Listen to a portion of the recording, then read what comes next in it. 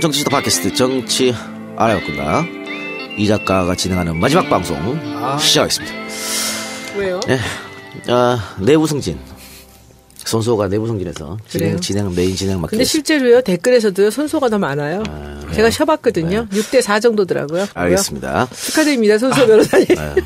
이 자리를 양보하겠습니다. 이 자리 저 다 관객들도 다 보이고. 출연료는 좀 올라갈 거죠, 두 분은? 조금 올릴 겁니다.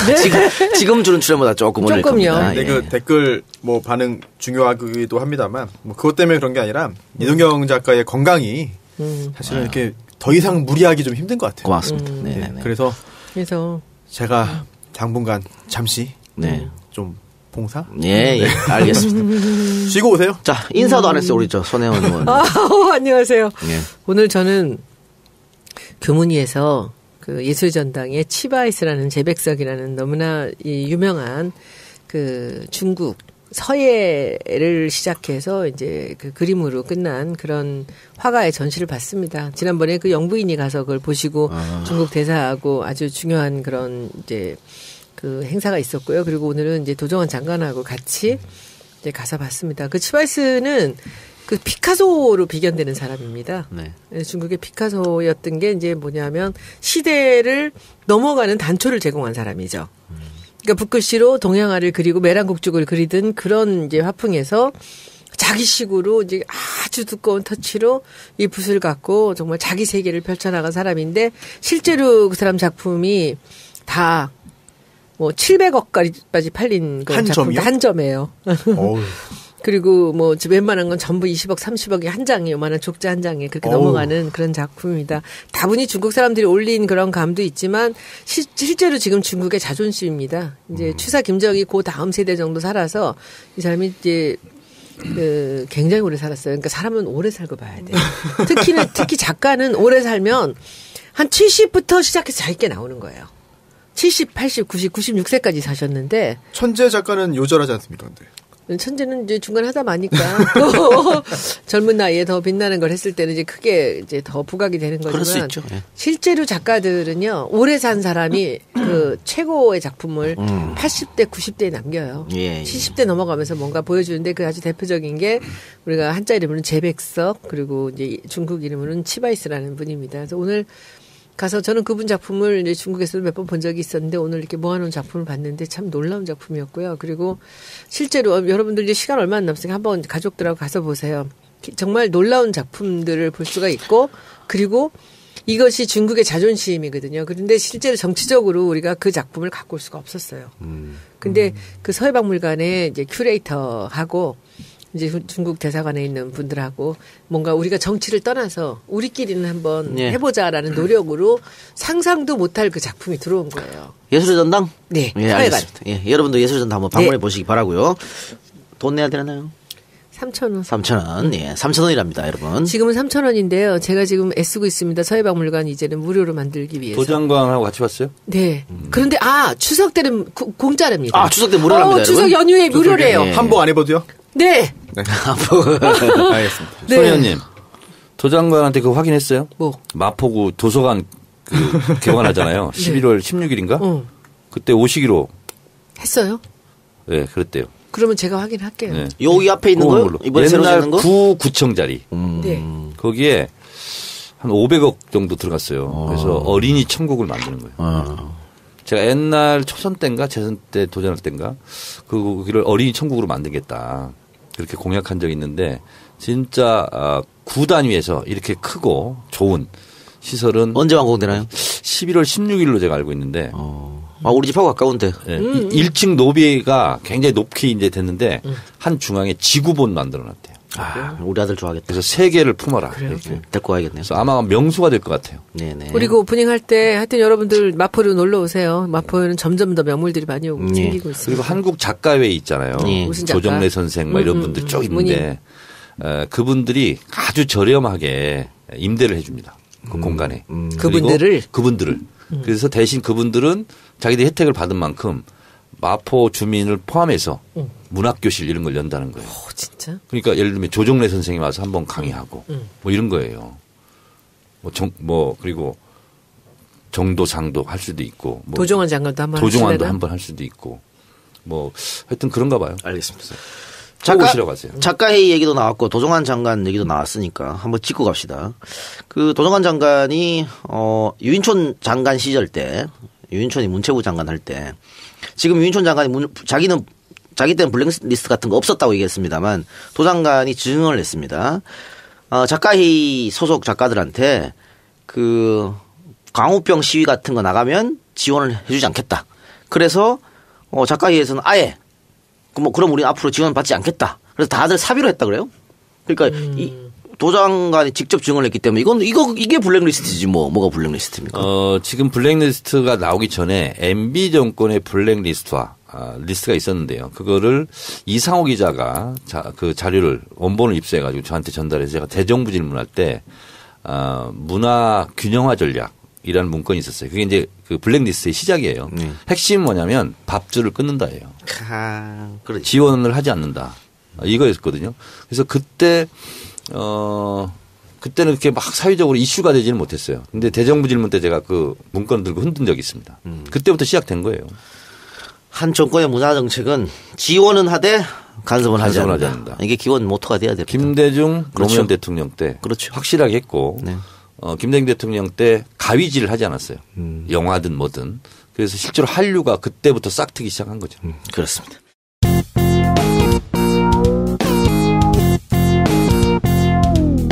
정청래 키워드 분석. 자, 그럼 정청래 키워드 분석 첫 번째 선전포고 들어가 봅시다. 네. 선전포고. 보통 전쟁을 개시하기 전에 국가 간에 전쟁 전에 관례적으로 전쟁을 시작함을 선언하는 것 이거죠. 선전포고가 국제법으로 규정이 된 게 1907년 우리가 생각할 이준열사 헤이그 밀사 사건이 있었지 않습니까? 그때 이게 정해졌다고 그럽니다. 그 전까지는 그냥 알리지도 않고 막 치고 막 이렇게 했는데 그래서 19세기 유럽의 전쟁이 한 100개가 있었는데 이제 유럽에서 이게 관례가 된 거거든요. 선전포고. 근데 그러함에도 불구하고 그것을 거의 지키지는 않는답니다. 그래서 19세기에 한 100개 정도 전쟁이 100차례 정도 있었는데 실제로 선전포고를 한 것은 20여 차례 정도 유럽에서도 그렇게 됐고요. 1차 세계대전이나 2차 세계대전 같은 경우도 사실상 선전포고 없이 전쟁이 됐었고 특히 일본 같은 경우는 진주만을 먼저 치고 나서 우리 전쟁을 시작했어 이렇게 얘기한 거죠. 그래서 선전포고가 잘 지켜지지는 않는데 자랑스럽게 우리가 선전포고를 한 적이 있습니다. 광복군. 대한민국 임시정부 1941년 12월 10일 대일 선전포고문. 저는 효종 북벌인 줄 알았습니다. 아닙니다. 그래서 항일 연합군 형성해서 우리가 그래서 뭐 동남아도 막 같이 진출하고 이렇게 했는데 이렇게 선전포고를 합니다. 멋있어요. 한국의 전체 인민은 현재 이미 반침략 전선에 참가해 오고 있으며 이제 하나의 전투 단위로서 축 3국에 대하여 전쟁을 선언한다. 이렇게 되어 있습니다. 그러니까 광복군은 우리의 힘으로 무장투쟁을 통해서 해방을 맞이해야 된다. 네. 이런 생각을 가지고 있었습니다. 제가 선전포고를 키워드로 선택한 이유는 여러분도 잘 아시겠지만 지금 이 선전포고라는 키워드로 북한과 미국이 지금 말전쟁을 또 하고 있는 중입니다. 트럼프 대통령이 북한을 완전 파괴할 것이다. 이렇게 했고 실제로 B-1B 랜서가 북쪽의 공해상으로 급비행을 한번 한 적이 있죠. 그런데 이제 북한은 그것을 정보를 모르고 있었다. 몰랐다 그래요. 오늘 그 정보위 보고에 의하면 그러니까 리용호 외무상이 유엔 총회에 참석하면서 우리가 그러면 자위권 차원에서 미국이 선전포고했으니 우리가 자위권 차원에서 우리가 떨굴 수 있다 이렇게 표현해요. 북한 말로. 비행기를 떨굴 수 있다. 저도 봤어요. 11시에 한다고 했는데 거의 12시 돼가지고 했거든요. 좀 불안해가지고 봤는데 들었는데 좀 진정을 하고 생각해보니까 그냥 뭐 말이야 뭐 뭔 말을 못해. 그렇죠. 이게 뭐냐면 떨굴 자유권을 보유하고 있다 이렇게 얘기했어요. 그러니까 말을 악센트가 처음에는 컸는데 뒤에는 약간 꼬리를 내렸어요. 뭐 직접 타격하겠다는 게 아니라 그런 권한을 우리가 가지고 있다. 미국이 다시 말해서 선전포고를 했다. 먼저 도발을 했다. 이렇게 됐는데 미국이 곧바로 선전포고를 하지 않았다. 또 이렇게 받았어요. 그래서 결국은 지금 말전쟁 중인데 이 전쟁을 아까도 말씀드렸다시피 선전포고를 정식적으로 하고 전쟁을 하는 경우는 극히 드물다. 이기려면 그냥 해야죠. 사실. 근데 그런 것 같아요. 리용호가 한 워딩은 미국의 현직 대통령이 한 말이기 때문에 이건 명백한 선전포고고 그렇기 때문에 우리는 임으로 우리 영공을 넘어오는 폭격기들을 쏘겠다. 네. 뭐 이렇게 한 거지 않습니까? 근데 그런 걸 치면 화염과 분노 그것도 똑같은 거예요. 네. 불바다론. 그럼 오래 버티지 못할 거다. 뭐부터 시작해가지고 말전쟁이다. 근데 지금 북이 사실상 핵을 가지고 있는 상황 속에서 참. 미국이 쉽게 북한을 치지는 못한다. 이게 이제 정설이죠. 근데 어쨌든 미국이 폭격기를 비행시킨 거는 어때 위협한 건 한 거네요. 그렇죠. 가장 북쪽까지 올라간 거죠. 가장 근처까지. 근데 북한은 또 모르고 있었다니. 그러니까. 야밤에 해가지고. 뭐 이렇게 되면 정말 그 레짐 체인지 뭐 할 수도 있다. 뭐 이렇게 해석할 수도 있는 거 아니겠어요? 지금 뭐. 주석궁에 떨어뜨리면. 참수작전 이런 거 나오잖아요. 네. 근데 정말 그건 부적절한 언사들입니다. 그렇게 해서 우리한테 이익이 될 게 뭐가 있어요. 북한을 계속 또 자극하는 거지. 근데 국방장관이 그런 말 했잖아요. 네. 저는 그렇게 생각합니다. 적절하지는 않은 거예요. 나중에 어차피 대화의 테이블에서 대화를 할 것 같은데 그렇게 하면 좀 그렇잖아요. 어쨌든 뭐 미국이 우리는 선전포고 한 적 없다라고 했으니까 이건 조금 더 지켜봐야 되고 결국은 이거 대화하려고 이런 거 아닐까요? 트럼프의 유엔 총회 연설은요 엄청난 국내외적으로 비난을 엄청 받았죠. 그 미국 언론도 엄청 네. 공격했더라고요. 네. 있을 수 없는 일이라고. 그래서 하여튼 좀 이 문제도 좀 지켜보도록 북한이 하겠습니다. 뭐라고 맞받아쳤냐면 이렇게 얘기했어요. 북한의 입장으로서는 그렇게 말할 수 있겠다 이런 생각이 들더라고. 뭐냐면 핵을 제일 먼저 만든 나라도 미국이고 핵을 실제로 사용한 것도 미국이고 그래서 수십만을 살상한 것도 미국이고 지금도 핵을 제일 많이 갖고 있는 미국이 왜 우리한테 뭐라 하냐. 리용호 외무상의 발언은 요약이 그거였어요. 알겠습니다. 광고 듣고 오겠습니다. 자, 두 번째 키워드 분석. 요즘 핫하죠? 김광석. 어제짠가요? 네. 뉴스룸? 어제. 예. 월요일에. 그러니까 우리 녹음 시간으로 어제 짜고 월요일에. 30분 이상을 했는데 그 얘기는 좀 이따 33분. 저도 봤어요. 하겠습니다. 그거 굉장히 화제가 됐던 것 같아요. 네. 지금도 화제입니다. 그래요? 정청래의 키워드 분석 두 번째 김광석 대한민국의 싱어송라이터 이렇게 위키 뭐죠? 이거 보고 위키트리 이렇게 되어 있습니다. 그걸 제가 한번 읽어보겠습니다. 김광석 빛광자의 돌석자입니다. 1964년 1월 22일에 태어나서 1996년 1월 6일 세상을 떠났습니다. 노래하는 철학자로 불리고 2014년 제5회 대한민국 대중문화예술상 대통령 표창장이 사후에 추서되었습니다. 태어난 곳은 대한민국 경상북도 대구시 대봉동에 태어났고요. 여기 김광석 거리가 있다고 그래요. 맞습니다. 네. 그래서 그렇게 벤치에 앉아가지고 기타 치는 모습 그런 것도 상으로 돼 있고요. 대구에서 태어나 서울로 상경하여 1982년 명지대학교 경영학과에 입학했네요. 명지대 82학번입니다. 대학연합 동아리에서 노래를 했고 그다음에 소극장 공연 이런 걸 했고요. 1984년 김민기의 음반에 참여하면서 데뷔했다고 합니다. 노차사 1집에도 참여했고요. 이후에 동물원 보컬 동물원 그때 인기 많았죠? 아주 많았죠. 네. 흐린 가을 하늘에 편지를 써. 그렇습니다. 동물원 활동을 그만둔 후에 통기타 가수로 큰 인기를 누렸고 1996년 1월 6일 지금도 사인에 대해서 논란이 아주 뜨겁습니다. 2007년 그가 부른 노래 중 서른쯤에 이 노래 알아요? 알죠. 근데 가사가 정말 멋있더라고요. 네. 서른쯤에 다 불러요 이 노래. 네. 네. 나는 50에 불렀어.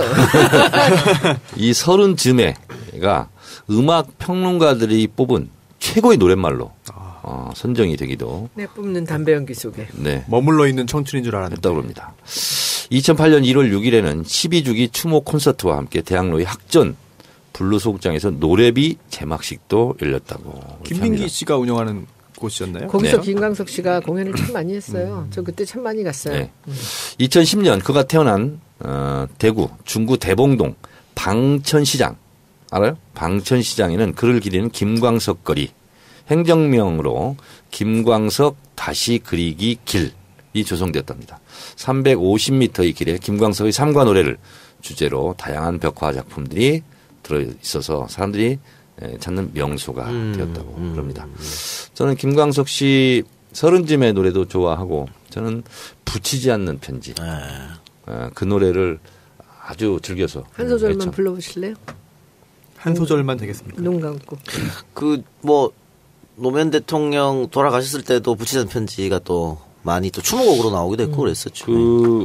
저는 옛날에 추가열 노래 있잖아요. 예. 그걸 한참 부르다가 그쯤에 아마 이 붙이지 않은 편지가 나왔던 것 같아요. 나오자마자 제 마음을 너무 사로잡았어요. 그래서 저는 노래방 가면 이 노래는 꼭 부릅니다. 그래요. 근데 지금 어쨌든 정의호 말처럼 김광석 죽음의 의혹이 사실은 당시에도 있었어요. 네. 당시에도 있었는데 경찰이 이제 자살로 결론낸 거였는데 20년 정도 지나가지고 지금 다시 불 꺼졌습니다. 그 딸 서연 양의 죽음도 10년 동안 이렇게 알려지지 않았고 그 사람 김서연 양 충격을 주고 있는데 JTBC 뉴스룸 하는 걸 제가 봤어요. 생방으로 봤는데 저는 너무 어색하고 이상하더라고요. 그리고 이 손짓을 이렇게 말하면서 계속 이렇게 손바닥을 마주치면서 얘기를 해요. 과장된 리액션이다. 하고서 막 고개도 막 이렇게 크고. 예. 그리고 꼭 남 얘기하듯이 이렇게 막 하더라고요. 자기 딸인데 자꾸 장애우 굉장히 인터뷰 내용이 다른 여러 가지 내가 상상도 하고 그러는데 자연스럽지 못했다. 굉장히 부자연스러웠다.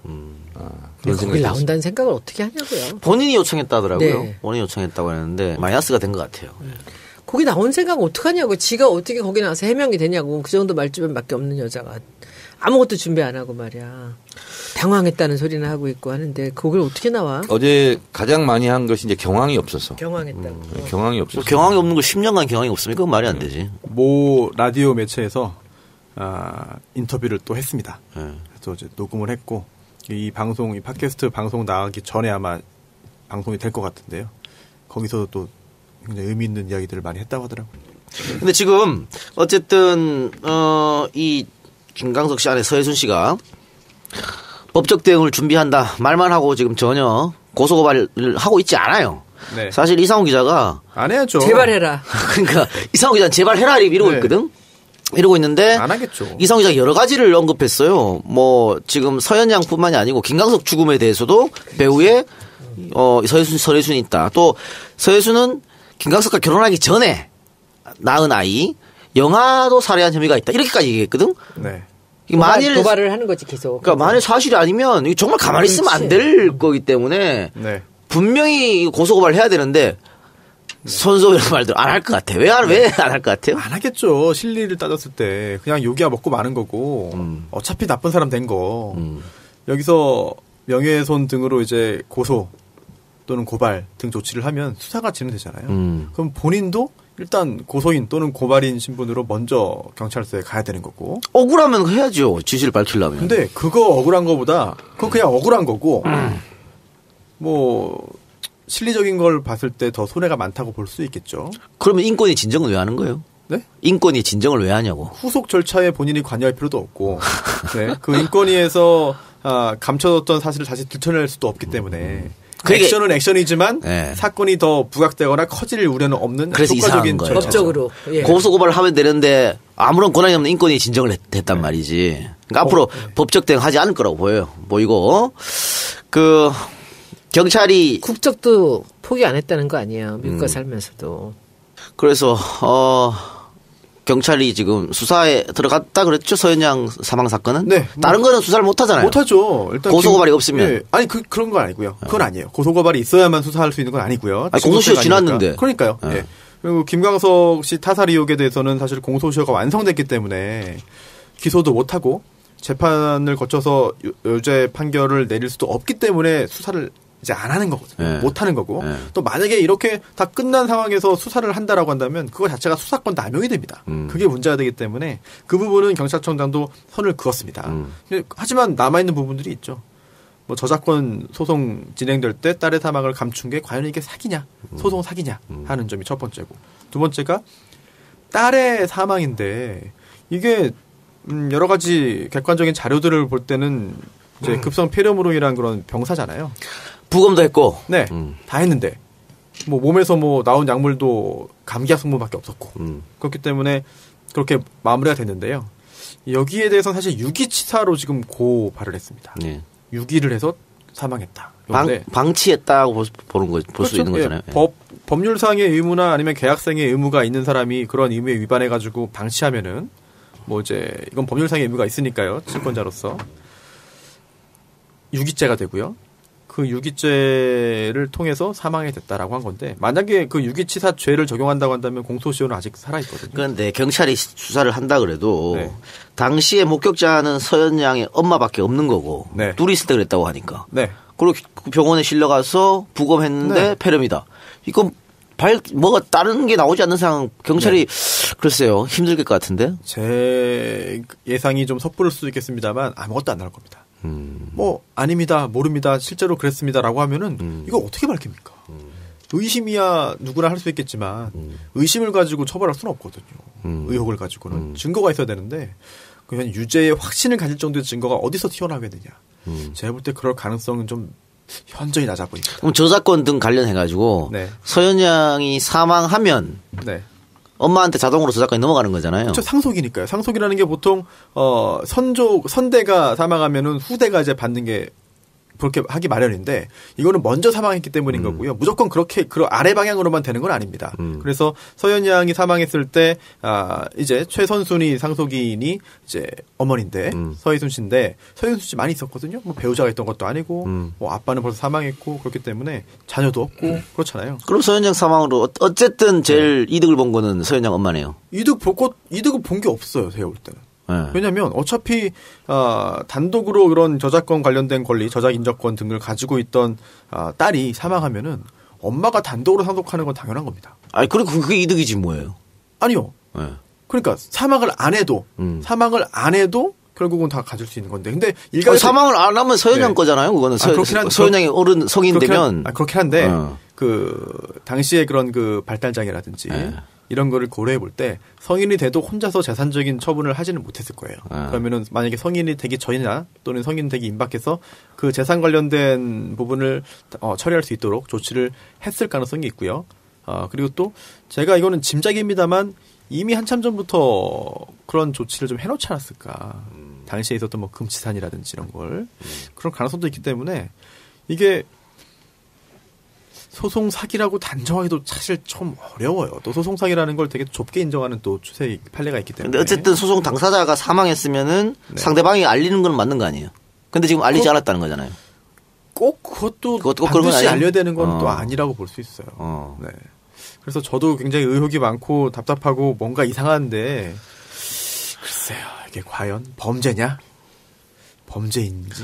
그 김광석 씨에 대한 타살 의혹 밝히기 위해서 특별법 필요하다고 하는데 그래서 일명 김광석법 네. 이것도 국회에서 통과되기 어렵다는 얘기가 있더라고요. 통과가 안 될 거고요. 통과돼도 위헌이 나올 겁니다. 태완이법은 통과됐었잖아요. 네. 네. 그렇죠. 근데 그거는 이제 공소시효가 그때까지 완성되지 않은 사건에 대해서 공소시효를 없애는 거잖아요. 그 전에 완성된 사건은 뭐 공소시효가 부활하지 않습니다.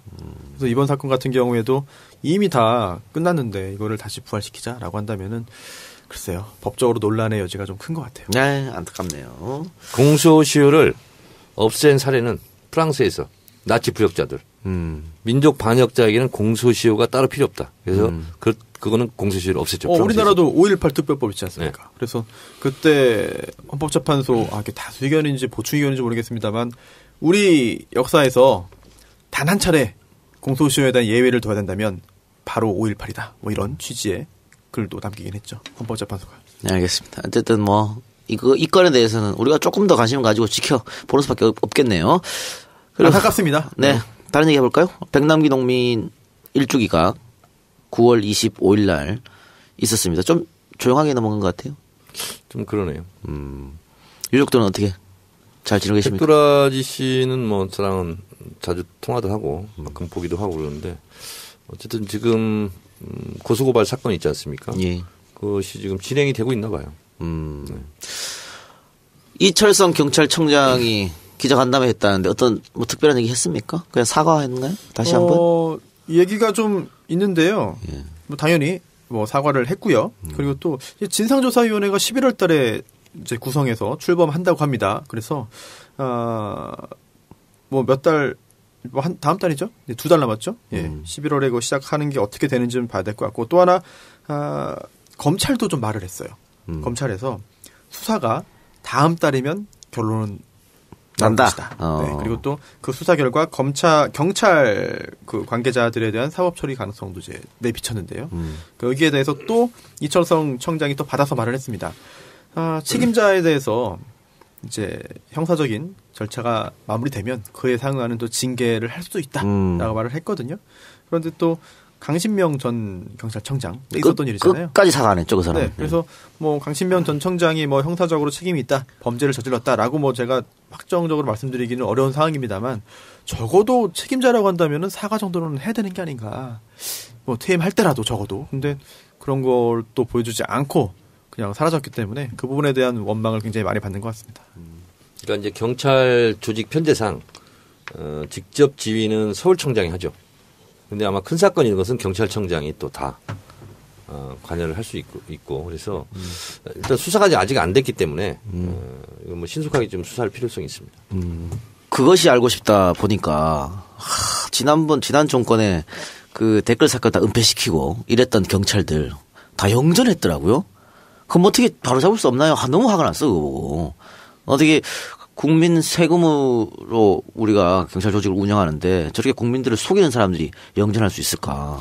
그래서 제가 좀 미치겠더라고요. 제가 그때 국정조사 특히 간사했었잖아요. 뭐 경찰 다 불러내서 증인 신청도 하고 해서 다 했는데 나중에 보니까 국정감사 받을 때 다 경찰청장 뒷자리에 앉아 있어.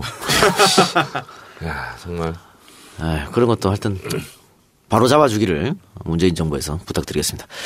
자, 다른 얘기 봅시다. 국정농단 재판 이야기 좀 오랜만에 해볼까요? 박근혜 전 대통령 그 구속 시한이 얼마 남지 않았습니다.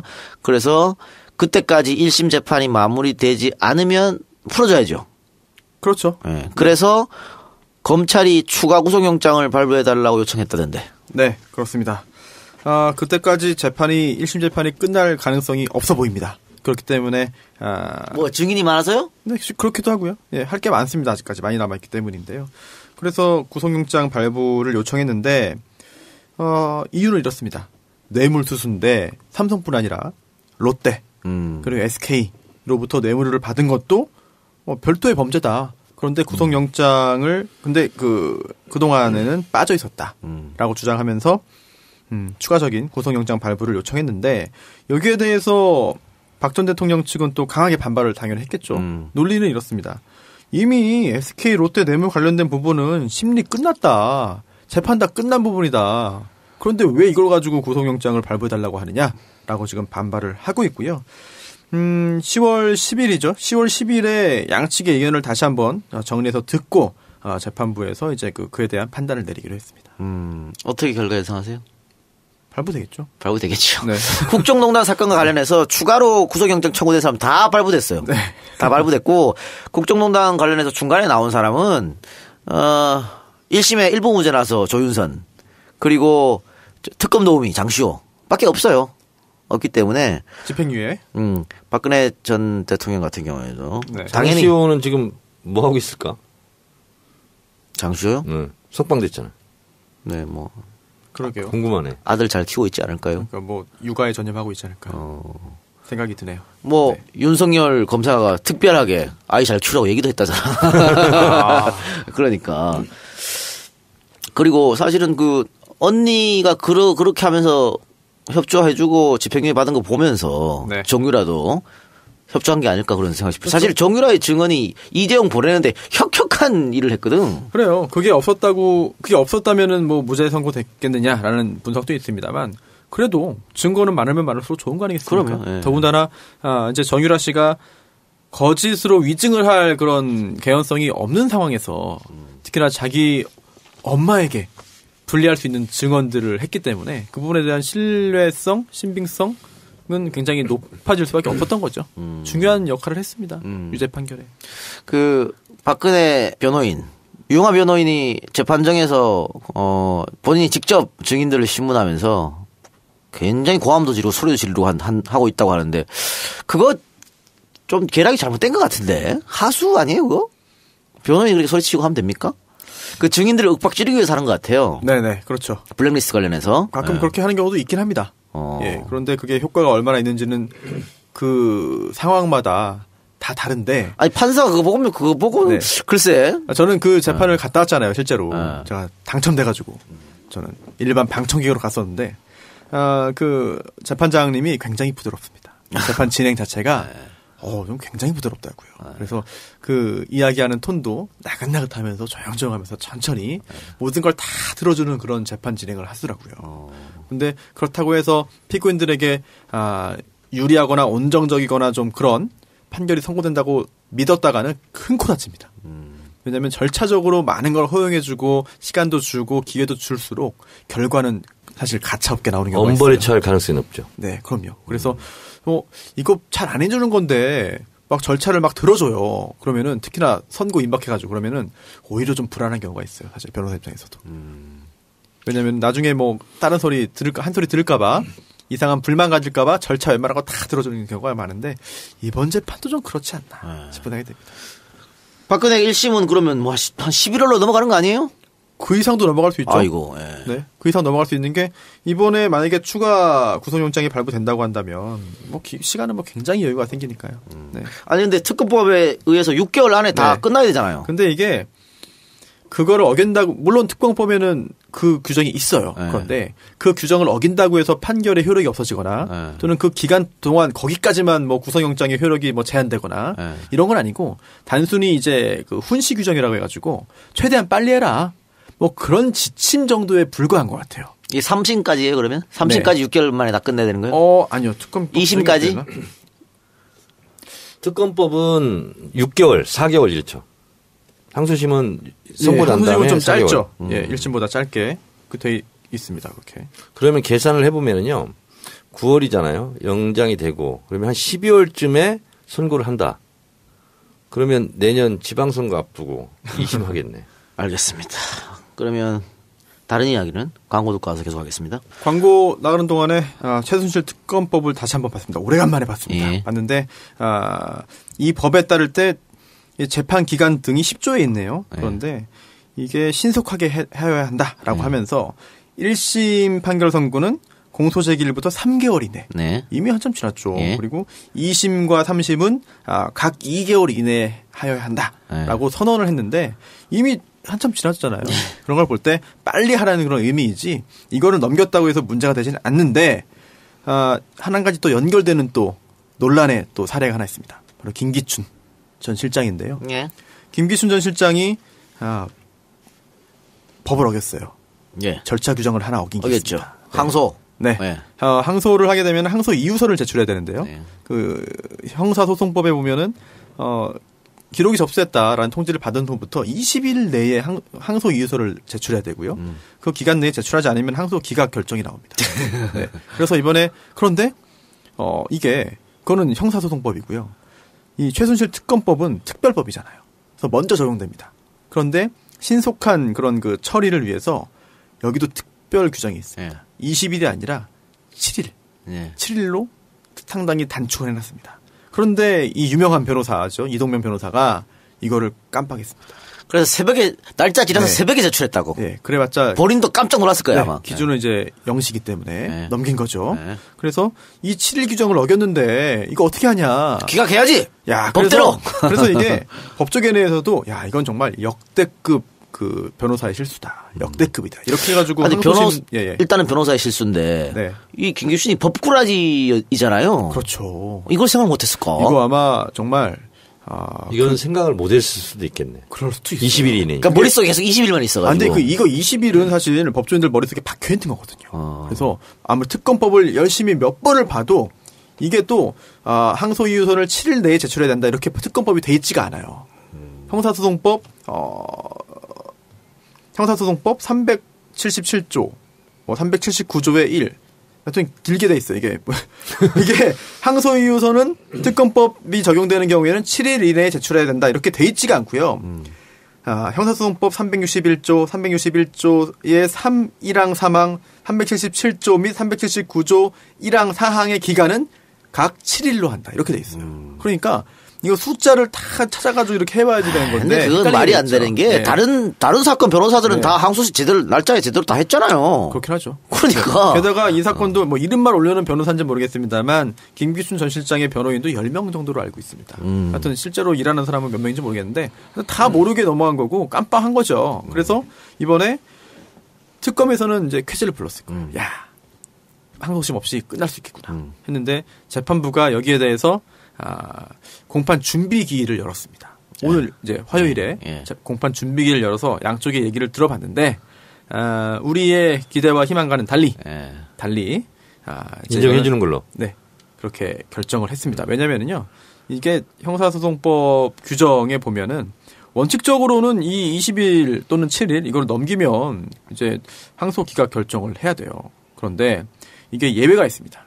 이제 직권조사 사유가 있거나 뭐 이런 경우 직권조사 사유가 있다고 한다면은 재판부가 직권으로 그냥 항소심 재판을 진행할 수가 있는데 이번 사안 같은 경우에는 논란의 여지를 피하기 위한 것인지 아니면 해석을 보수적으로 한 것인지 재판부는 항소심 재판을 진행하기로 했습니다. 예. 네. 손수호 변호사는 이런 대형 실수를 저지른 적 없어요? 다행히 아직은 없어요. 그래요? 그래서 저희 사무실은 저 때문에 저희 직원들이랑 변호사들이 되게 고생을 많이 하고 있어요. 왜냐하면 날짜, 시간, 기간, 기한 이런 거는 정말 아주 정말 중요하거든요. 그래서 변론 준비와 그런 법리도 중요하지만 그거보다 사실 이런 게 더 중요하거든요. 이걸로 지면은 의뢰인한테 면목이 없는 것뿐만 아니라 사실 손해배상 해줘야 돼요. 전부 다. 그러니까. 네, 그래서 이거는 정말 3번, 4번 항상 제가 다그치고 하고 있습니다. 날짜니까 갑자기 생각나는데 네. 제가 저번 휴가 때 우리 식구들 베트남으로 여행을 네. 가기로 했습니다. 거기서 땡겼어요? 예? 땡겼냐고. 그런 말 하지 마시고요. 근데 우리 와이프가 9시 비행기라고 천천히 출발해야 된다고. 네. 그래서 한 8시, 아니 7시쯤에 공항에 도착했죠. 그 발권하러 갔는데 네. 6시 비행기더만요. 그래서요? 이미 떴어요. 비행기가. 그래서 비싼 표 사고. 네. 그래서 2배 이상 비싸죠. 3배 이상 비싼 표 샀어요. 표가 있는 게 어디예요. 가족도 많은데. 가슴이 아팠습니다. 저도 비행기 하니까 생각나는데 실수가 제 의뢰인하고 홍콩 출장을 가기로 했어요. 그런데 같이 가기로 했죠. 그런데 제가 이상하게 그게 벌써 한 3년 전쯤 추석인 것 같아요. 그것도. 날짜를 착각을 해가지고 전화가 왔어요. 항공사에서. 왜 안 오냐. 빨리 와라. 그래서 어딜 가냐. 그랬더니 저기 홍콩 가야 된다. 그래서 내일 이 시간대에 가면 되죠. 그랬더니 왜 안 오냐고. 오늘이라고 그러는 거예요. 그래서 의뢰인 먼저 가고 저는 그 다음 날 표로 바꿔가지고 하루 가고 그런 식으로. 그 의뢰인이 여성은 아니죠? 여성입니다. 네. 강용석 홍콩. 네? 아유, 뭘 진짜. 그거 강용석 변호사도 도도맘이랑 홍콩 가서 그렇게 된 거 아니요? 그런 거 아니에요? 저는 도도맘과 가지 않았기 때문에. 네. 알겠습니다. 왜 자꾸 그 사건을 떠오르게 하세요, 진짜. 그래도 그 골치 아픈데. 홍콩 간 건 사실이에요? 갔죠. 예. 왜 갔어요? 일하러 갔죠. 일주일 내내 일하고 갔어요, 진짜. 그래요? 예. 강숙 변호사가 이거 김강석 그 아내 사건 수임한다더니 갑자기 안 한다 그랬어. 왜 그랬을까요? 이런 거 아주 주목받고 좋을 텐데. 주목을 받고 결과가 좋아야 되는데 결과가 썩 좋지 않을 거라는 생각을 했을 수도 있고요. 아니면 원했던 수임료가 제시되지 않았을 수도 있습니다. 네. 그렇군요. 그렇지 않으면 성향이 안 맞을 수도 있죠. 성향이. 사실 이렇게 스타일이 안 맞으면은 돈 아무리 줘도 일을 못 합니다. 아까 김기춘 얘기를 잠깐 했는데 공판 준비기일 날 안 나와도 되잖아요. 안 나와도 되죠. 근데 왜 나왔어요, 김기춘은? 사실 그동안은 대부분의 경우에 공판 준비기일에 사람들이 안 나왔습니다. 네. 최순실 씨가 한번 나왔죠. 그런데 김기춘 전 실장이 읍소를 하기에 나온 게 아닐까. 항소해달라? 네. 왜냐하면 이거 여기서 항소기각 결정 나와버리면 끝이에요. 확정입니다. 판결 확정. 유죄 판결 확정. 몇 년이죠? 몇 년인지 모르겠는데. 4년? 4년이요? 3년? 꽤 받았네요. 3년인가? 예. 그거 더 이상 다툴 수도 없이 확정되니까 구치소도 아니고 교도소로 가버립니다. 그럼 징역형이기 때문에 노역을 또 해야 되는데. 물론 뭐 연령을 고려해야겠습니다만. 예. 진짜 잠이 안 올 것 같아요. 아마 잠을 못 잤을 겁니다. 그날 이후 지금까지. 근데 2심에서 네.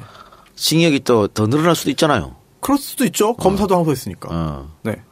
근데 그럴 위험 때문에 이 항소를 안 한다는 다툴 거는, 기회를 버릴 박탈. 수는 없는 거죠. 아, 그럼요. 당연하죠. 예. 그래서 나왔다. 네. 그래서 그 변호사 커뮤니티, 인터넷 커뮤니티에서도 이 7일을 도가해가지고 늦게 낸 그게 사실이 알려지고 나서 정말 엄청난 화제였습니다. 이 사건 진짜.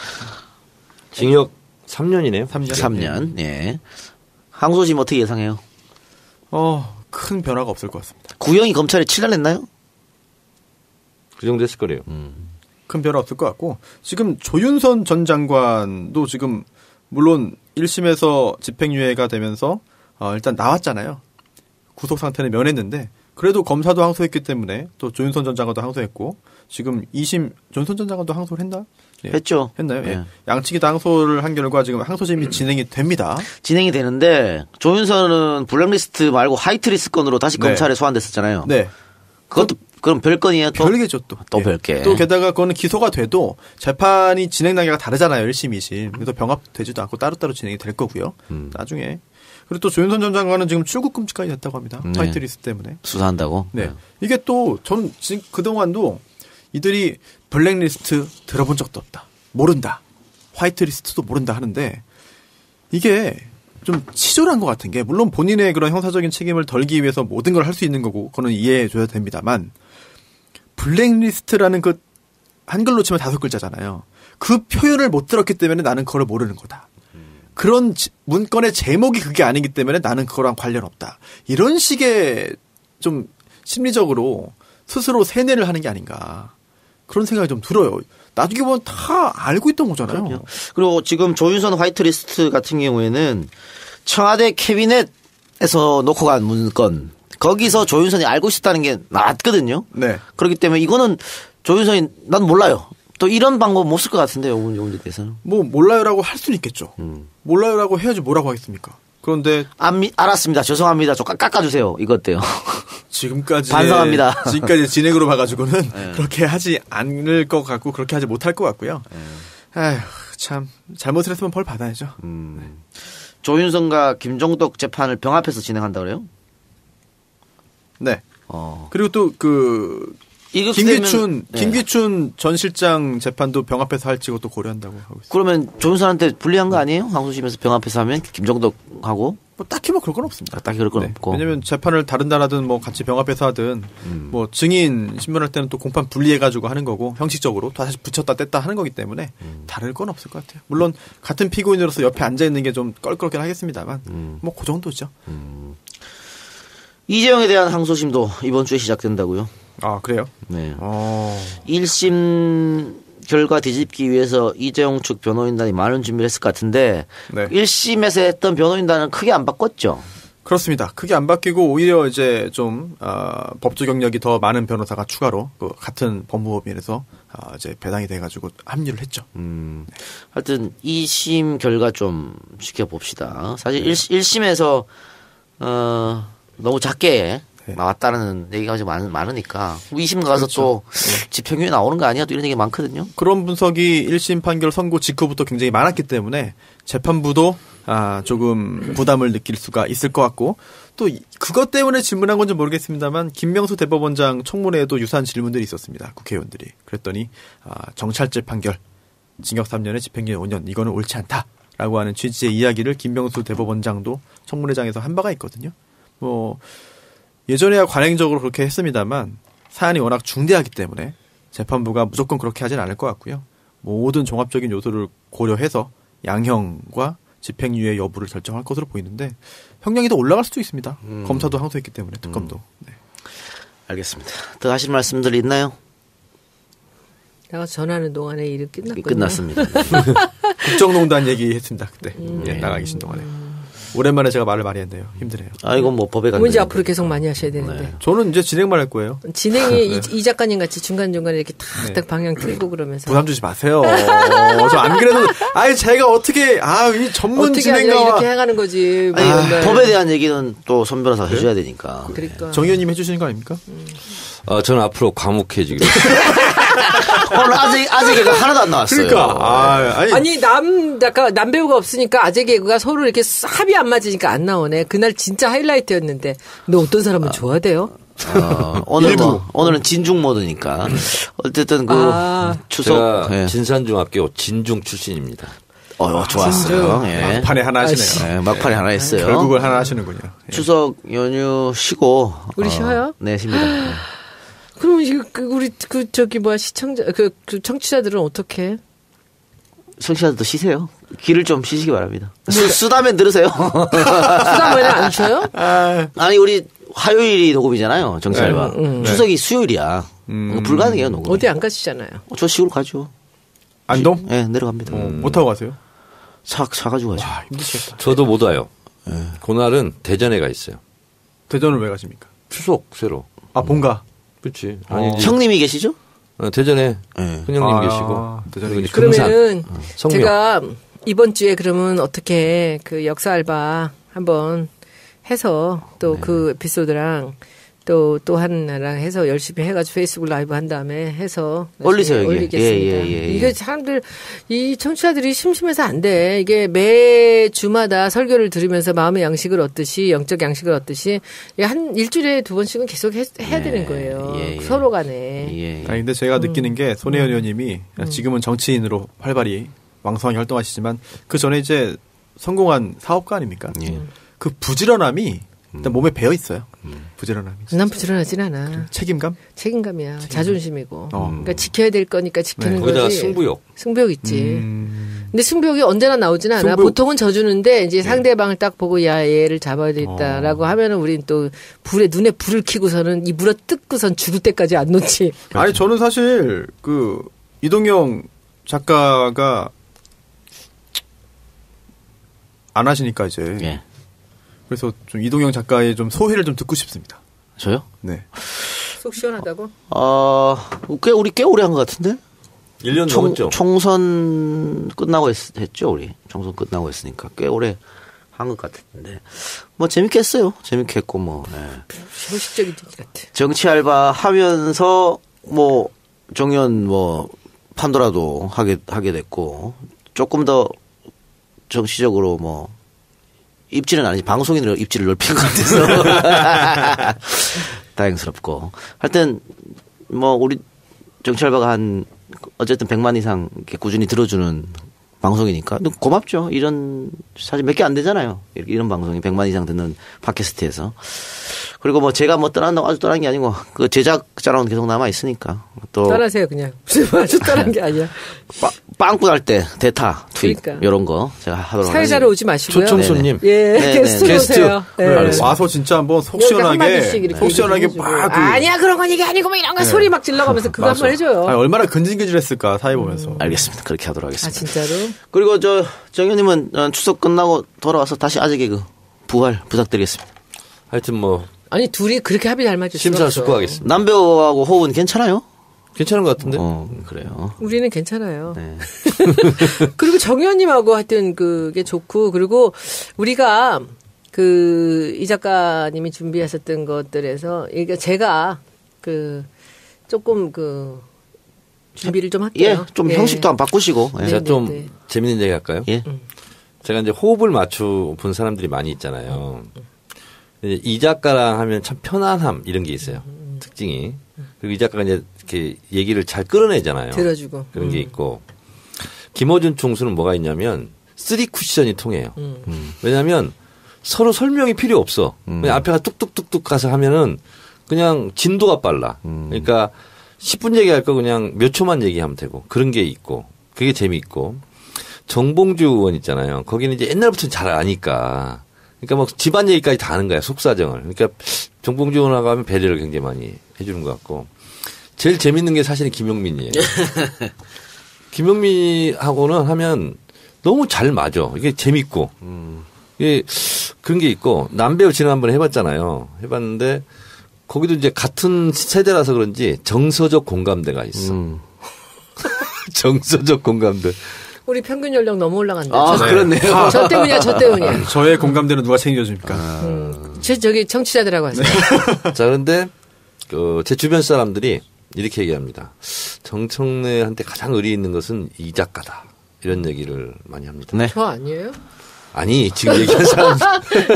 손혜원은 당연히 한 거고. 근데 이 작가 의리는 뭐 제가 항상 강조하지만은 김어준의 의리는 어떡하라고. 그러니까. 아유, 나는 그 김어준 총수나 이 작가 이 두 사람이 정청래 의원의 그 정말 양쪽 이렇게 날개 같아. 그리고 그 맨날 퉁명스럽게 하면서도 그 애정이 말할 수도 없어. 그냥 그게 너무 감사해, 사실은. 그래요. 알겠습니다. 자, 그러면. 근데 뭐, 이돈형 씨. 돈 많이 벌어서 밥이나 사주세요. 예, 맛있는 거 많이 사드리겠습니다. 아이고, 참. 거참. 큰일 났네. 네. 세상을 바꾸는 정치더 팟캐스트. 정치 알아 바꾼다. 122번째 방송 여기서 마치고요. 다 다음 주입니다. 새로운 정치 알바 많이 사랑해주시고, 남태호 씨에도 많은 애정 부탁드리겠습니다. 남배우가 고정인가요, 이제? 네, 이제 고정입니다. 네. 물론, 못하면 바로 잘라버릴 거예요. 들어주신 여러분 대단히 감사하고. 자, 저희는 다 다음 주에 뵙겠습니다. 추석 연휴 쉬고, 추석 연휴 잘 보내시기 바랍니다. 고맙습니다. 추석 잘 쉬세요. 네, 감사합니다. 정치시도 팟캐스트 정치 알아봤군다. 이 작가가 진행하는 마지막 방송 시작하겠습니다. 왜요? 네. 내부 승진. 손소가 내부 승진해서 그래요? 메인 진행 맡고. 근데 실제로요, 댓글에서도요, 손소가 더 많아요. 제가 쉬어봤거든요. 6대4 정도더라고요. 알겠습니다. 축하드립니다, 손소 변호사님. 이 자리를 아이고. 양보하겠습니다. 이 자리 다 관객들도 다 근데 보이고 좋은 출연료는 자리. 좀 올라갈 거죠, 두 분은? 조금 올릴 겁니다. 지금 주는 출연보다 조금 올릴 조금요. 겁니다. 근데 예. 그 댓글 뭐 반응 중요하기도 합니다만 뭐 그것 때문에 그런 게 아니라 이동경 작가의 건강이 사실은 이렇게 더 이상 무리하기 좀 힘든 것 같아요. 고맙습니다. 네, 네네네. 그래서 그래서. 제가 당분간 잠시 네. 좀 봉사 예, 알겠습니다. 쉬고 오세요. 자, 인사도 안 했어요, 우리 손혜원 의원. 안녕하세요. 예. 오늘 저는 교문위에서 그 예술전당의 치바이스라는 제백석이라는 너무나 이 유명한 그 중국 서예를 시작해서 이제 그 그림으로 끝난 그런 화가의 전시를 봤습니다. 지난번에 그 영부인이 가서 그걸 보시고 중국 대사하고 아주 중요한 그런 이제 그 행사가 있었고요. 그리고 오늘은 이제 도정환 장관하고 같이 이제 가서 봤습니다. 그 치바이스는 그 피카소로 비견되는 사람입니다. 네. 중국의 피카소였던 게 이제 뭐냐면 시대를 넘어가는 단초를 제공한 사람이죠. 그러니까 붓글씨로 동양화를 그리고 메랑국죽을 그리던 그런 이제 화풍에서 자기식으로 이제 아주 두꺼운 터치로 이 붓을 갖고 정말 자기 세계를 펼쳐나간 사람인데 실제로 그 사람 작품이 다 뭐 700억까지 팔린 그런 한 작품 점이요? 한 점이에요. 어우. 그리고 뭐 웬만한 건 전부 20억, 30억이 한 장에 요만한 족자 한 장에 그렇게 넘어가는 그런 작품입니다. 다분히 중국 사람들이 올린 그런 감도 있지만 실제로 지금 중국의 자존심입니다. 이제 추사 김정희 그 다음 세대 정도 살아서 이 사람이 이제 그 굉장히 오래 살았어요. 그러니까 사람은 오래 살고 봐야 돼. 특히 작가는 오래 살면 한 70부터 시작해서 자기께 나오는 거예요. 70, 80, 90, 96세까지 사셨는데 천재 작가는 요절하지 않습니까? 근데 천재는 이제 중간 하다 마니까 젊은 나이에 더 빛나는 걸 했을 때는 이제 크게 이제 더 부각이 되는 거지만 그럴 수 있죠. 예. 실제로 작가들은요 오래 산 사람이 그 최고의 작품을 80대, 90대에 남겨요. 예, 예. 70대 넘어가면서 뭔가 보여주는데 그 아주 대표적인 게 우리가 한자 이름으로는 제백석 그리고 이제 중국 이름으로는 치바이스라는 분입니다. 그래서 오늘 가서 저는 그분 작품을 이제 중국에서도 몇 번 본 적이 있었는데 오늘 이렇게 모아놓은 작품을 봤는데 참 놀라운 작품이었고요. 그리고 실제로 여러분들 이제 시간 얼마 안 남았으니까 한번 가족들하고 가서 보세요. 정말 놀라운 작품들을 볼 수가 있고 그리고 이것이 중국의 자존심이거든요. 그런데 실제로 정치적으로 우리가 그 작품을 갖고 올 수가 없었어요. 근데 그 서해박물관에 이제 큐레이터하고 이제 중국 대사관에 있는 분들하고 뭔가 우리가 정치를 떠나서 우리끼리는 한번 예. 해보자라는 노력으로 상상도 못할 그 작품이 들어온 거예요. 예술의 전당? 네, 예, 서해관. 알겠습니다. 예, 여러분도 예술의 전당 한번 방문해 네. 보시기 바라고요. 돈 내야 되나요? 3,000원. 3,000원. 예, 3,000원이랍니다, 여러분. 지금은 3,000원인데요. 제가 지금 애쓰고 있습니다. 서해박물관 이제는 무료로 만들기 위해서. 도장관하고 같이 왔어요? 네. 그런데 추석 때는 공짜랍니다. 추석 때 무료랍니다, 추석 여러분. 연휴에 무료래요. 예. 한복 안 입어도요? 네. 알죠. 근데 가사가 정말 멋있더라고요. 네. 30쯤에 다 불러요, 이 노래. 네. 네. 나는 50에 불렀어. 이 30즈메가 음악 평론가들이 뽑은 최고의 노랫말로 선정이 되기도 내 뿜는 담배 연기 속에. 네, 머물러 있는 청춘인 줄 알았는데. 했다고 합니다. 2008년 1월 6일에는 12주기 추모 콘서트와 함께 대학로의 학전 블루소극장에서 노래비 제막식도 열렸다고. 김민기 합니다. 씨가 운영하는 곳이었나요? 거기서 네. 김광석 씨가 공연을 참 많이 했어요. 저 그때 참 많이 갔어요. 네. 2010년 그가 태어난 대구 중구 대봉동 방천시장 알아요? 방천시장에는 그를 기리는 김광석 거리 행정명으로 김광석 다시 그리기 길이 조성되었답니다. 350m의 길에 김광석의 삶과 노래를 주제로 다양한 벽화 작품들이 들어있어서 사람들이 찾는 명소가 되었다고 그럽니다. 저는 김광석 씨 서른쯤의 노래도 좋아하고 저는 붙이지 않는 편지 그 노래를 아주 즐겨서 한 소절만 했죠. 불러보실래요? 한 소절만 되겠습니까? 눈 감고. 노무현 대통령 돌아가셨을 때도 붙이지 않는 편지가 또 많이 또 추모곡으로 나오기도 했고 그랬었죠. 저는 옛날에 추가열 노래 있잖아요. 예. 그걸 한참 부르다가 그쯤에 아마 이 붙이지 않은 편지가 나왔던 것 같아. 나오자마자 제 마음을 너무 사로잡았어요. 그래서 저는 노래방 가면 이 노래는 꼭 부릅니다. 그래요. 근데 지금 어쨌든 정의원 말처럼 김광석 죽음의 의혹이 사실은 당시에도 있었어요. 네. 당시에도 있었는데 경찰이 이제 자살로 결론낸 거였는데 20년 정도 지나가지고 지금 다시 불거졌습니다. 그 딸 서연 양의 죽음도 10년 동안 이렇게 알려지지 않았고 그 사람 예. 김서연 양 충격을 주고 있는데 JTBC 뉴스룸 하는 걸 제가 봤어요. 생방으로 봤는데 저는 너무 어색하고 이상하더라고요. 그리고 이 손짓을 이렇게 말하면서 계속 이렇게 손바닥을 마주치면서 얘기를 해요. 과장된 리액션이다. 하고서 막 고개도 막 이렇게 크고, 예. 그리고 꼭 남 얘기하듯이 이렇게 막 하더라고요. 자기 딸인데 자꾸 장애우 굉장히 인터뷰 내용이 다른 여러 가지 내가 상상도 하고 그러는데 자연스럽지 못했다. 굉장히 부자연스러웠다. 거기 나온다는 생각을 어떻게 하냐고요. 본인이 요청했다더라고요. 네. 본인이 요청했다고 했는데 마이너스가 된 것 같아요. 거기 나온 생각 어떡하냐고. 지가 어떻게 거기 나와서 해명이 되냐고. 그 정도 말주변밖에 없는 여자가 아무것도 준비 안 하고 말이야. 당황했다는 소리는 하고 있고 하는데 그걸 어떻게 나와? 어제 가장 많이 한 것이 이제 경황이 없어서. 경황했다고. 경황이 없어서. 경황이 없는 거 10년간 경황이 없습니까? 그건 말이 안 되지. 모 라디오 매체에서 인터뷰를 또 했습니다. 네. 그래서 이제 녹음을 했고 이 팟캐스트 방송 나가기 전에 아마 방송이 될 것 같은데요. 거기서도 또 굉장히 의미 있는 이야기들을 많이 했다고 하더라고요. 근데 지금 어쨌든 이 김광석 씨 안에 서혜순 씨가 법적 대응을 준비한다 말만 하고 지금 전혀 고소고발을 하고 있지 않아요. 네. 사실 이상호 기자가 안 해야죠. 제발 해라. 그러니까 이상호 기자는 제발 해라 이러고 네. 있거든.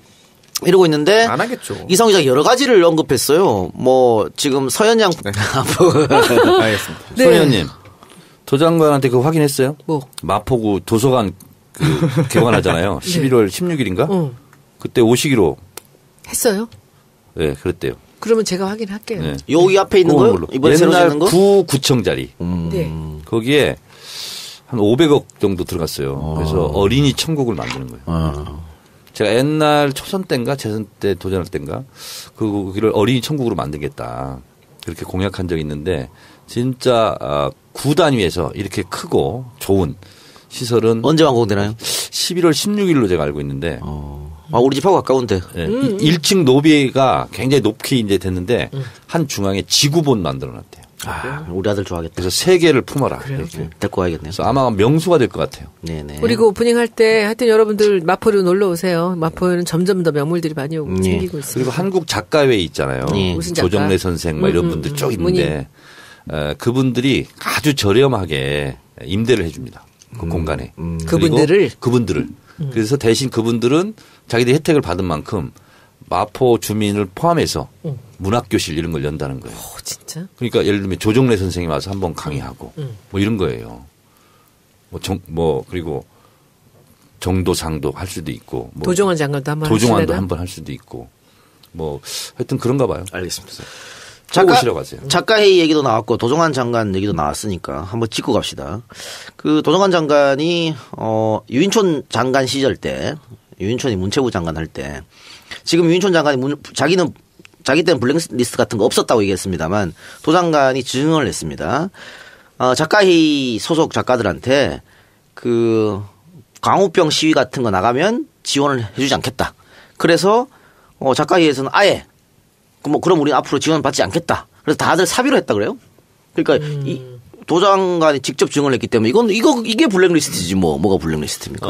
지금 블랙리스트가 나오기 전에 MB 정권의 블랙리스트와 리스트가 있었는데요. 그거를 이상호 기자가 그 자료를 원본을 입수해가지고 저한테 전달해서 제가 대정부 질문할 때 문화 균형화 전략이라는 문건이 있었어요. 그게 이제 그 블랙리스트의 시작이에요. 핵심은 뭐냐면 밥줄을 끊는다예요. 그렇죠. 지원을 하지 않는다. 이거였거든요. 그래서 그때는 그렇게 막 사회적으로 이슈가 되지는 못했어요. 근데 대정부 질문 때 제가 그 문건을 들고 흔든 적이 있습니다. 그때부터 시작된 거예요. 한 정권의 문화 정책은 지원은 하되 간섭은 하지 않는다. 이게 기본 모토가 돼야 됩니다. 김대중 그렇죠. 노무현 대통령 때 그렇죠. 확실하게 했고 네. 김대중 대통령 때 가위질을 하지 않았어요. 영화든 뭐든. 그래서 실제로 한류가 그때부터 싹 트기 시작한 거죠. 그렇습니다.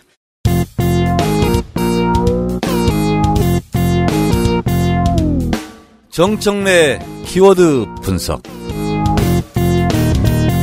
자, 그럼 정청래 키워드 분석 첫 번째 선전포고 들어가 봅시다. 네. 선전포고. 보통 전쟁을 개시하기 전에 국가 간에 전쟁 전에 관례적으로 전쟁을 시작함을 선언하는 것 이거죠. 선전포고가 국제법으로 규정이 된 게 1907년 우리가 생각할 이준열사 헤이그 밀사 사건이 있어서 참. 미국이 쉽게 북한을 치지는 못한다. 이게 이제 정설이죠. 근데 어쨌든 미국이 포격기를 비행시킨 거는 어때 위협한 건 한 거네요. 그렇죠. 가장 북쪽까지 올라간 거죠. 가장 근처까지. 근데 북한은 또 모르고 있었다네. 그러니까. 야밤에 해가지고. 뭐 이렇게 되면 정말 그 레짐 체인지 뭐 할 수도 있다. 뭐 이렇게 해석할 수도 있는 거 아니겠어요? 지금 뭐. 주석궁에 떨어뜨리면. 참수작전 이런 거 나오잖아요. 네. 근데 정말 그건 부적절한 언사들입니다. 그렇게 해서 우리한테 이익이 될 게 뭐가 있어요. 북한을 계속 또 자극하는 거지. 근데 국방장관이 그런 말 했잖아요. 네. 저는 그렇게 생각합니다. 적절하지는 않은 거예요. 나중에 어차피 대화의 테이블에서 대화를 할 것 같은데 그렇게 하면 좀 그렇잖아요. 어쨌든 뭐 미국이 우리는 선전포고 한 적 없다라고 했으니까 이건 조금 더 지켜봐야 되고 결국은 이거 대화하려고 이런 거 아닐까요? 트럼프의 유엔 총회 연설은요 엄청난 국내외적으로 비난을 엄청 받았죠. 그 미국 언론도 엄청 네. 공격했더라고요. 네. 있을 수 없는 일이라고. 그래서 하여튼 좀 이 문제도 좀 지켜보도록 북한이 하겠습니다. 뭐라고 맞받아쳤냐면 이렇게 얘기했어요. 북한의 입장으로서는 그렇게 말할 수 있겠다 이런 생각이 들더라고. 뭐냐면 핵을 제일 먼저 만든 나라도 미국이고 핵을 실제로 사용한 것도 미국이고 그래서 수십만을 살상한 것도 미국이고 지금도 핵을 제일 많이 갖고 있는 미국이 왜 우리한테 뭐라 하냐. 리용호 외무상의 발언은 요약이 그거였어요. 알겠습니다. 광고 듣고 오겠습니다. 자, 두 번째 키워드 분석. 요즘 핫하죠? 김광석. 어제짠가요? 뉴스룸? 어제. 예. 월요일에. 그러니까 우리 녹음 시간으로 어제 짜고 월요일에. 30분 이상을 했는데 그 얘기는 좀 이따 33분. 저도 봤어요. 하겠습니다. 그거 굉장히 화제가 됐던 것 같아요. 네. 지금도 화제입니다. 그래요? 정청래의 키워드 분석 두 번째 김광석 대한민국의 싱어송라이터 이렇게 위키 뭐죠? 이거 보고 위키트리 이렇게 되어 있습니다. 그걸 제가 한번 읽어보겠습니다. 김광석 빛광자의 돌석자입니다. 1964년 1월 22일에 태어나서 1996년 1월 6일 세상을 떠났습니다. 노래하는 철학자로 불리고 2014년 제5회 대한민국 대중문화예술상 대통령 표창장이 사후에 추서되었습니다. 태어난 곳은 대한민국 경상북도 대구시 대봉동에 태어났고요. 여기 김광석 거리가 있다고 그래요. 맞습니다. 네. 그래서 그렇게 벤치에 앉아가지고 기타 치는 모습 그런 것도 상으로 돼 있고요. 대구에서 태어나 서울로 상경하여 1982년 명지대학교 경영학과에 입학했네요. 명지대 82학번입니다. 대학연합 동아리에서 노래를 했고 그다음에 소극장 공연 이런 걸 했고요. 1984년 김민기의 음반에 참여하면서 데뷔했다고 합니다. 노차사 1집에도 참여했고요. 이후에 동물원 보컬 동물원 그때 인기 많았죠? 아주 많았죠. 네. 스프링 가을 하늘의 편지를 써. 그렇습니다. 동물원 활동을 그만둔 후에 통기타 가수로 큰 인기를 누렸고 1996년 1월 6일 지금도 사인에 대해서 논란이 아주 뜨겁습니다.